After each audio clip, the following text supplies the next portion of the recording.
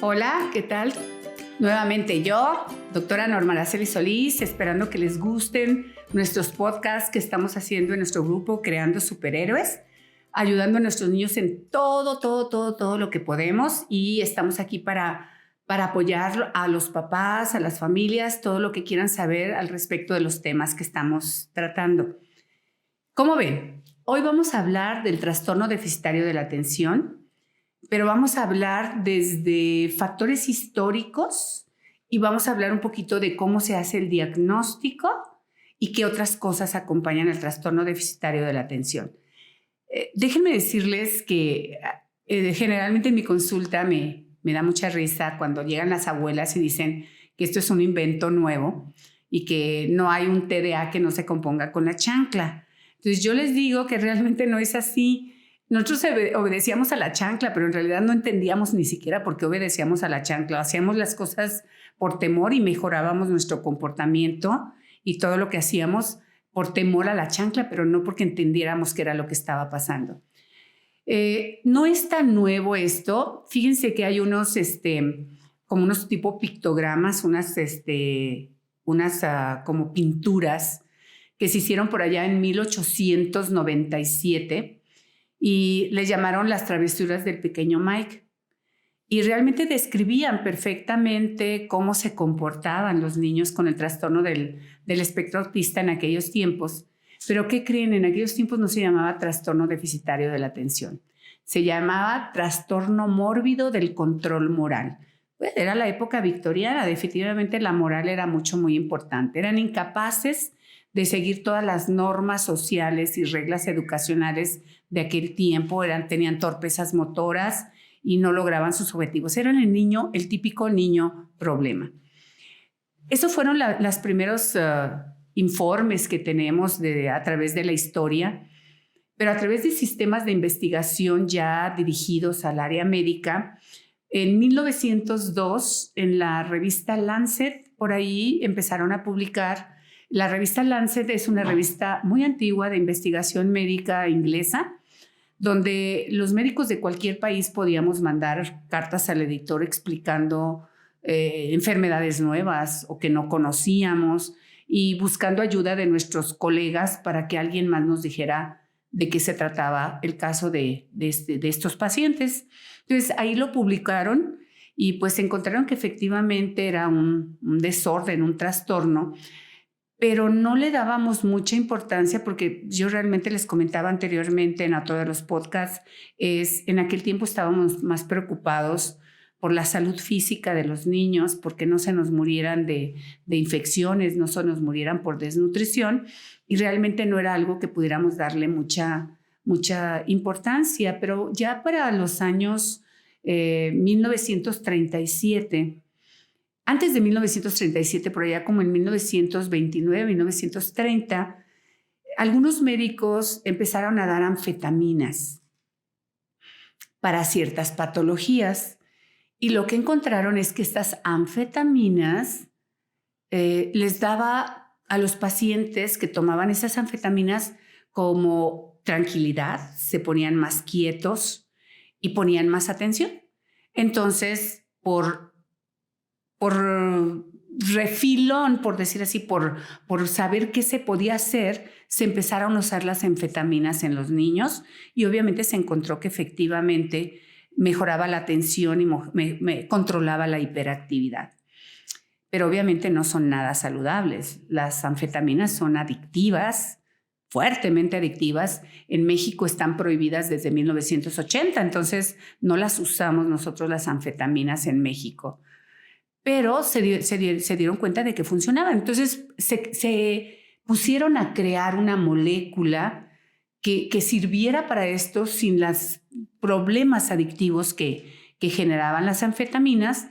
Y en 1937, ahí sí, se creó un fármaco que se llama, su nombre científico es metilfenidato, y el metilfenidato fue creado específicamente para mejorar el funcionamiento de la dopamina, que es la que se atora en los procesos del déficit de atención, y se empezó a usar desde entonces. Se sigue usando actualmente, sigue vigente, Y yo les digo que cuando un fármaco sigue vigente después de tantos años, es que realmente va a ser muy útil. Yo lo que les puedo decir es lo que me dijo uno de mis maestros. Yo lo único que te puedo garantizar es que por los próximos 70, 80 años no le va a pasar nada. ¿Por qué? Porque ya tenemos 70, 80 años usando el fármaco y el fármaco sigue siendo muy útil y muy funcional y están todos los protocolos de tratamiento a nivel mundial, incluido México, en nuestros protocolos nacionales. Pero, ¿quién es realmente un niño con trastorno por déficit de atención? Un niño con trastorno con déficit de atención tiene generalmente 3 síntomas importantes. Uno, el más importante, la inatención. El otro es la hiperactividad y el otro es la impulsividad. Esos son los 3 síntomas cardinales del trastorno por déficit de atención. Todo lo demás es otra cosa, pero no es TDAH, no es trastorno por déficit de atención. Son factores acompañantes. Entonces, estos 3 síntomas se estudian a través de 2 espacios o 2 ambientes donde este niño tenga el problema. Por ejemplo, en casa y en la escuela. Si este niño no tiene más que en un solo lugar el problema, lo más probable es que no sea un trastorno deficitario de la atención y se trate de algún problema en el ambiente. O sea, si nada más tiene el problema en la escuela, hay que averiguar qué está pasando en la escuela. Debe de cubrir esos requisitos. Debe de tener más de 6 meses presentando estos síntomas de inatención, hiperactividad e impulsividad. Debe de presentarse cuando menos en 2 ambientes y que sean de suficiente intensidad para que alteren su calidad de vida, ya sea su calidad de vida escolar o su calidad de vida social. Tomando esas consideraciones, la única manera de poder hacer el diagnóstico es enviando escalas de validación diagnóstica y nosotros tenemos 2 tipos de escala de validación diagnóstica. Una son escalas de aproximación diagnóstica, ¿sí? Que son escalas generales, que yo les digo a mis psicólogas amigas, le digo, si tú estás a cargo en una escuela, repártelas esas escalas que son muy cortitas y pequeñas a todo tu grupo de tu escuela, a todos tus papás para que te lo llenen y te den los datos. Y de ahí vas a encontrar algunos que te van a dar datos sobresalientes de inatención o de hiperactividad o de impulsividad. Ya que tengas tu diagnóstico de aproximación, entonces ya vienen las escalas de certeza diagnóstica. O sea, a ese grupito que tuviste con algunos datos relevantes, obviamente tenemos que hacerles una escala de evaluación más amplia para poder determinar con certeza el problema. Me encantaría que todo fuera así de fácil para hacer el diagnóstico de TDA. Pero ¿qué creen? La mayoría del TDA está tapado. Solamente un 10% del TDA lo vamos a ver así, puro, bonito, tranquilo. El otro porcentaje, el otro 90% está tapado por lo que nosotros llamamos las comorbilidades. ¿Qué es una comorbilidad? Es una patología o un problema que acompaña a este trastorno por déficit de atención. ¿Qué puede ser? El más común en los niños, el trastorno negativista desafiante. 40% de los niños con trastorno por déficit de atención traen enfrente un trastorno negativista desafiante. Entonces yo los bromeo a los papás y les digo que son los niños contreras. O sea, todo es no, todo es irrumpir la regla, no seguir la regla y negarse a seguir las indicaciones. Entonces, muchas veces esto se confunde solo con un problema conductual y tratamos el problema conductual, pero el niño no mejora. Entonces no mejora porque, como ya les dije, atrasito está el trastorno por déficit de atención. Muchas veces el negativismo desafiante puede venir solo como problema conductual, pero si sabemos que el 40% de los TDAs tienen negativismo desafiante, lo más probable es que lo acompañe. 30% de nuestros niños tienen ansiedad. ¿Los niños pueden tener ansiedad? Claro. Desde el momento en que nacen pueden tener síntomas de ansiedad, pero que obviamente no nos los van a manifestar como un adulto. Un adulto nos puede decir estoy triste, me siento angustiado, me siento preocupado. Un niño no puede hacer eso. Un niño ansioso puede ser un niño hiperactivo. Y de esa manera, con la hiperactividad, trata de controlar o manejar su ansiedad. O puede arrancarse los pellejitos, o puede tener trastornos del sueño, o puede ser un niño que llora mucho, o puede ser un niño que tenga problemas con el apego. El apego, obviamente, como definición, es el mantenerme cerca de algo o alguien que me genere seguridad y confianza. Y yo puedo tener un apego eficiente, ¿sí? Como mamá con mis hijos y mis hijos conmigo, y de alguna manera ellos se sienten seguros, pero a cierta distancia.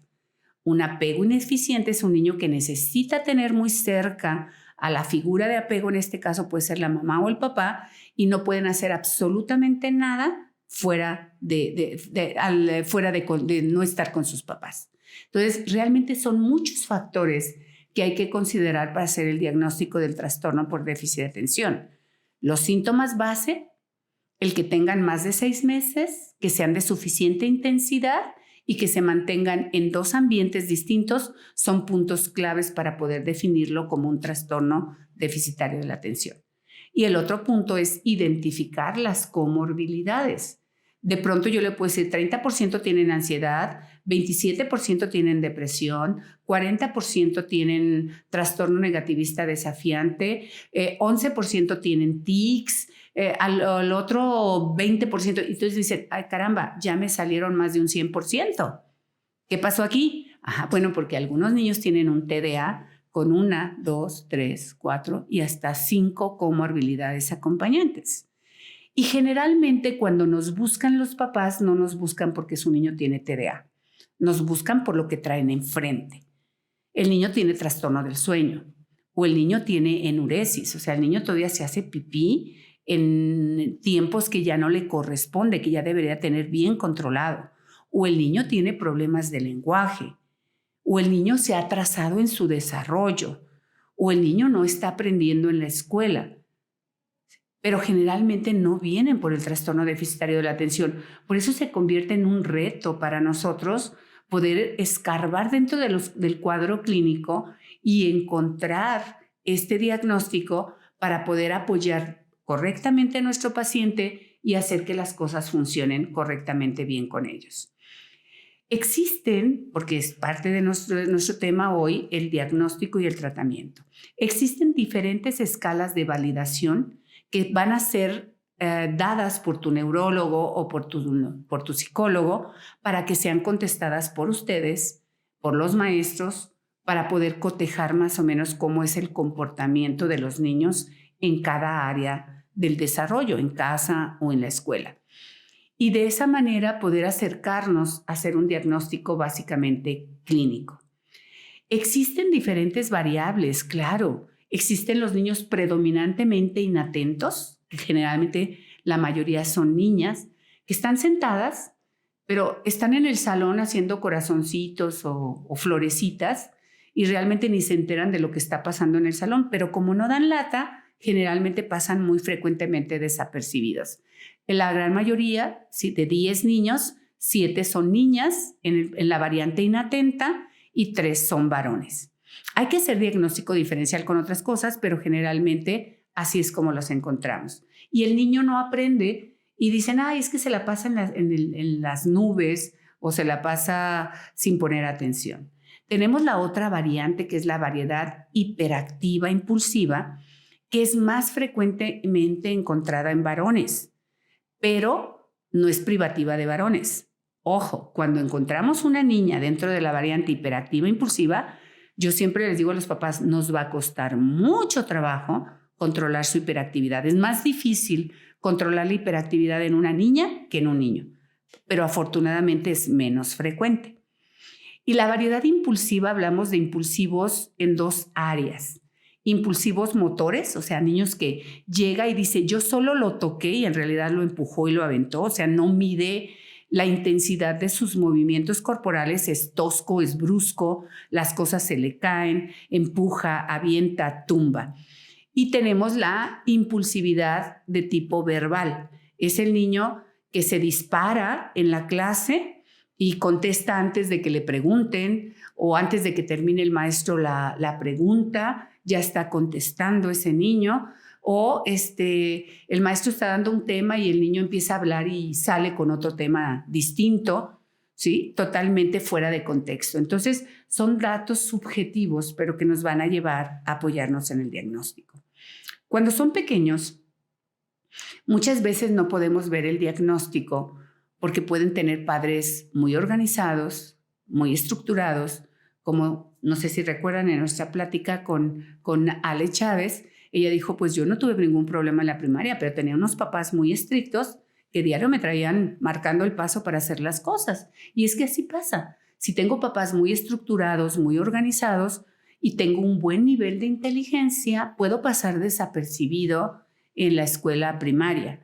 Pero cuando ya se me pide como ser humano ser más independiente, que es a partir de que llega la hormona, más o menos 11, 12 años, escuela secundaria, y se me pide funcionar por mí mismo, con el TDA no estructuro, no organizo y me pierdo dentro del contexto y entonces empiezo a sufrir consecuencias reales del trastorno por déficit de atención, que pueden ser consecuencias académicas o sociales, ¿sí?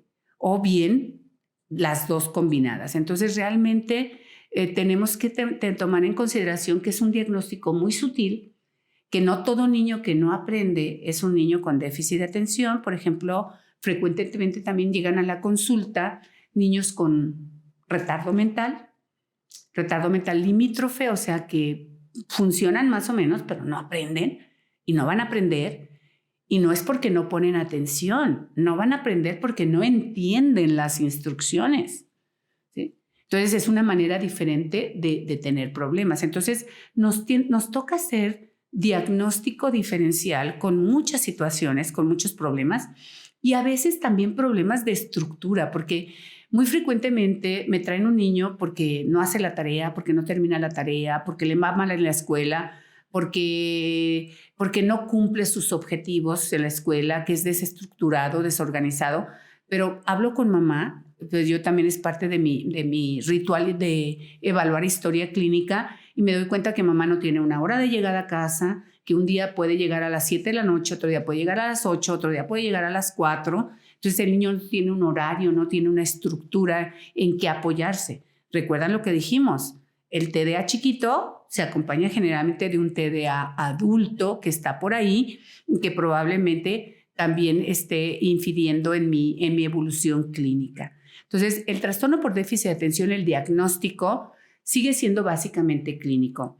Recientemente, mucho de lo que nosotros hacíamos de investigación antes, que son las tractografías o las resonancias magnéticas de cráneo funcionales, se hacían solo como material de investigación. Me acabo de enterar que recientemente ya tenemos aquí en la ciudad de Guadalajara quien nos haga ese tipo de estudios ya de manera privada, por decir así, para poder evaluar nosotros a nuestros pacientes. Entonces ya podemos hacer diferentes estudios paraclínicos como una resonancia que nos indica lo que vamos a encontrar. Yo les digo desde ahorita más o menos lo que vamos a encontrar. Un hemisferio frontal, los hemisferios cerebrales frontales asimétricos, mucho más pequeño el del lado derecho. El hipocampo lo voy a encontrar más pequeñito, menos desarrollado. Voy a encontrar asimetría también en los núcleos. Eso ya sabemos que lo vamos a encontrar. Pero hay veces que papás necesitan tener una evidencia clínica real o hacemos una tractografía para ver cuántas vías neuronales están trabajando en cada situación que les estamos pidiendo. Afortunadamente, ya hay muchas maneras de darnos cuenta, pero el diagnóstico, nuevamente se los digo, sigue siendo básicamente clínico. Nos apoyamos con escalas de validación diagnósticas, escalas de aproximación, escalas de validación que nos dan la certeza diagnóstica, más la evaluación que hacemos en consulta. Y hay que tomar en consideración, generalmente pensamos que el niño que no aprende en la escuela puede tener un trastorno por déficit de atención. Y esto puede ser no realmente cierto, porque muy frecuentemente los trastornos de aprendizaje problemas con el cálculo matemático, problemas con la lectura, con la escritura, con la comprensión lectora, con la retención de la información, la memoria. Pueden ser problemas asociados al trastorno deficitario de la atención, pero no necesariamente son parte del trastorno por déficit de atención. Entonces, es obligatorio ahorita para nosotros. Ok, sí, ya me dijiste que tiene TDA, ya lo vi, brinca, salta, corre, tumba las cosas, no pone atención, no me mira a los ojos, no se concentra en clase. Ajá, pero probablemente tiene algo más. Y hay que buscarle los problemas de aprendizaje, los problemas conductuales, los problemas emocionales que podamos tener para poder hacer un buen diagnóstico. Los tratamientos son variables. Tenemos dos grandes grupos de fármacos que podemos usar. Unos de ellos son los que se conocen como estimulantes y los no estimulantes. Ambos medicamentos están diseñados para incrementar la producción o el trabajo de la dopamina, y los no estimulantes estimulan noradrenalina o dopamina también. O sea, los dos pueden estimular. Los dos neurotransmisores más importantes para poner atención es dopamina y es la norepinefrina o noradrenalina. Esto es un sinónimo. Entonces, hay que decidir cuál de ellos nos pueden responder fácilmente. La diferencia es dónde trabaja el estimulante y dónde trabaja el no estimulante. El estimulante entra a unos núcleos que se llama núcleo accumbens, y en ese núcleo me da una sensación de energía, de ganas de hacer cosas, de tener vitalidad para hacer las cosas. Por eso lo consideran estimulante, no porque sea adictivo. Son dos cosas diferentes, ¿sí? Una sustancia adictiva no la puedo dejar fácilmente porque mi cerebro me la pide, mi cuerpo me la pide. Y este es un estimulante, que hay que hacer una diferencia entre un nombre y otro. Algunos son, dependiendo del cuadro clínico, sujetos de que les vaya bien con los estimulantes y les va a ir bien. Y algunos son sujetos de los no estimulantes. Depende de qué comorbilidad o qué otra patología asociada tengan. Les voy a poner un ejemplo. El estimulante es el metilfenidato. El metilfenidato entra en el núcleo accumbens y me ayuda a manejar emociones. Ok. Efecto secundario del metilfenidato: me incrementa la ansiedad, el síntoma de ansiedad. Los síntomas de ansiedad me los incrementan. Si me llega un niño con déficit de atención y una comorbilidad de ansiedad, lo más probable es que no le demos metilfenidato porque voy a incrementar su comorbilidad, y es por lo que lo traen los papás. No lo están trayendo por el TDA, lo traen por la ansiedad. Y entonces, a mí me llegan los papás así y me dicen: por favor, doctora, no le vaya a dar, y me dicen el nombre comercial del fármaco, porque se puso terriblemente mal. Y volteo y veo al niño y veo que se está comiendo las uñas, que se jala los pellejitos, que le sudan las manos, que está angustiado, que llora por todo. Claro que no le voy a dar metilfenidato, pero no porque el TDA no pueda funcionar ahí. Sí funciona. El problema es que su comorbilidad se puede ver incrementada. Entonces, la sutileza de manejar un tipo u otro tipo de fármacos depende claramente de la comorbilidad, no del TDA. Ahora, existen muchos tipos de metilfenidato que a veces el chico de la farmacia, que no tiene estudios de farmacología, que nada más vende el producto, yo le doy un metilfenidato que tiene un costo de $1,500. Y él le dice: yo no sé por qué su doctora le dio este metilfenidato, no voy a decir el nombre comercial, si hay este otro que vale $400. O sea, qué malvada doctora, bruja horrorosa, que la quiere hacer gastar mucho dinero. No, es que el metilfenidato de bajo costo es un metilfenidato simple que nada más me va a durar 3 o 4 horas el efecto. Y el de 1,500 es un metilfenidato de liberación controlada, dosificada, que me va a durar 12 horas. Y es la misma cantidad, aquí le doy 10, acá le doy 18, y es exactamente lo mismo, aparentemente.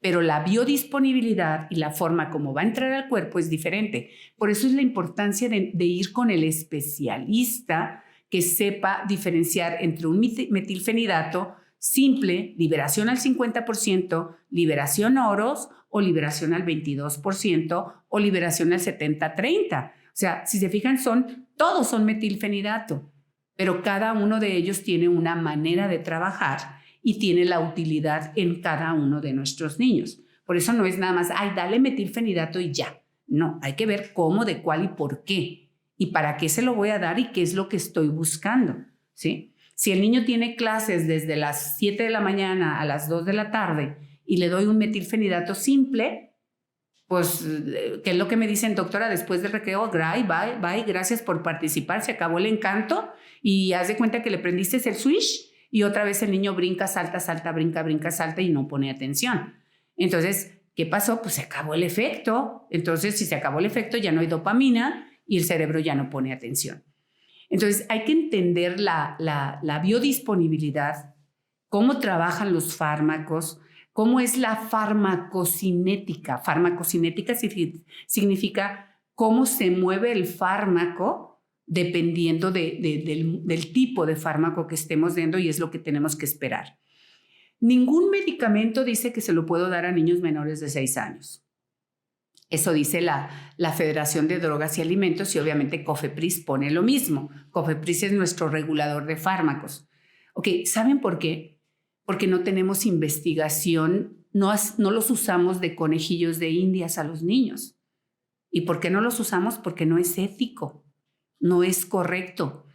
Un niño no me puede afirmar que está de acuerdo en que yo le dé agua en lugar de medicamento, ni está dispuesto a aceptar los efectos secundarios del medicamento. Un niño no tiene esa capacidad, ni los papás lo pueden exponer a esa situación. ¿Cómo aprendimos entonces los pediatras a manejar los fármacos? A través de la experiencia de otros. O sea, yo recuerdo que hace unos 10 años tomé un curso de farmacología en pacientes psiquiátricos en la infancia, en Europa, y ellos dijeron, pues yo me aventé con este fármaco hace 10 años, hice esto, hice el otro, y esta fue la respuesta que encontramos en el niño. Y a través de la experiencia de otros, es que nosotros hemos logrado poder usar y incrementar nuestro arsenal de medicamentos para poder dárselos a estos niños. Tienen que ir siempre, por favor, con un especialista.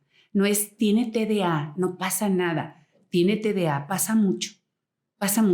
Y si no hacemos las cosas bien cuando los niños son pequeños, vamos a pagar las consecuencias como adultos y darnos de topes para darnos cuenta que realmente no hicimos las cosas correctamente bien. Y yo me jacto de que cuando llegan mis niños pequeños y papás dicen, yo no quiero tratar, esto lo inventaron ustedes, porque las farmacias quieren ganar mucho dinero con fármacos. Yo les explico qué pasa con el TDA no tratado, ¿sí? Y les explico la parte dramática, la intensa, la que digo, wow, ¿sí? Y recientemente acabo de tener unos papás que regresaron en la adolescencia de un niño que diagnostiqué a los 5 años con su TDA. Decidieron no tratarlo o decidieron tratarlos con situaciones alternativas o medicina basada en ocurrencias. A alguien se le ocurre que está de moda dar el hipoclorito de cloro o el magnesio o algunas cosas así que digo que Facebook a veces es nuestra competencia más grande porque cualquiera puede subir algo y lo pone ahí y es ley porque alguien lo subió. No sabemos de dónde lo subió ni cómo lo investigó, pero lo está haciendo, ¿sí? Y entonces los médicos pasamos a segundo término y este señor regresa con su niña de 14 años, ¿sí? 14 años en adicciones desde los 12, empezó con marihuana, siguió con cristal, siguió con anfetaminas y como no había dinero, se puso a robar para conseguir para sus drogas. Y también se asoció con personas inadecuadas que le vendían las drogas y terminó por su buen TDA. O sea, perdió las bolsitas que le dieron para vender esas cosas y ahora pues lo andaban buscando para reclamar su producto. ¿Qué quieres que haga? Sí. No es tarde, pero no es tan buen tiempo para lograr los objetivos. Por eso es que quería hablarles de fármacos el día de hoy, Por eso es que quería que entendiéramos que no es nada más un TDA simple, que no importa, le va bien en la escuela, no pasa nada. Hay que tratarlos. No a todos nos va tan bien como le fue a mi amiga Alejandra, pero en realidad yo la veía y de verdad podía pasarse 3 horas buscando sus llaves, o olvidaba un recado, iba 3 o 4 veces buscando, regresaba de su casa a entregar material que se le olvidaba. Eso aparentemente es sencillo, pero para ella era muy, muy frustrante.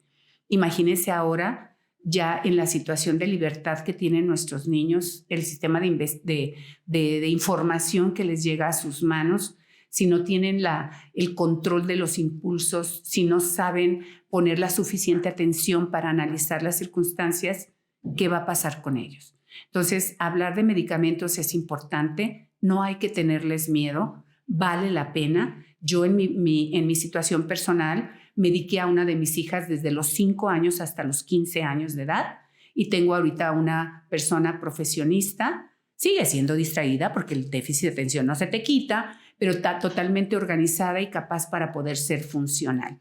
Los invito a que reflexionen y se den la oportunidad y le den la oportunidad a sus niños para poder lograr los objetivos. Y bueno, tenemos mucho que hablar de esto, pero más que nada les recuerdo que nos sigan, por favor, en Facebook y en Instagram, en Sin Te Dice Cómo, en YouTube y Spotify, Creando Superhéroes. Por favor, pónganos sus comentarios. Todos estos para mí, comentaba con mis asesores que era lo importante de hablar. Y yo le dije, yo ahorita quiero hablar en forma general del tema. Y dependiendo del tema, que ustedes se interesen en algunas partes importantes, y aquí estamos. Estamos con mucho gusto para poder atenderlos, ayudarlos con sus dudas. Y si no lo sabemos, los investigamos, les prometemos que investigamos. También tenemos los teléfonos 33 36 29 28 03 y nuestro WhatsApp 33 18 33 18 49 para recibir sus comentarios. Aquí estoy a sus órdenes. Soy Norma Araceli Solís Cuevas, neuróloga pediatra, para atender a sus niños. Gracias.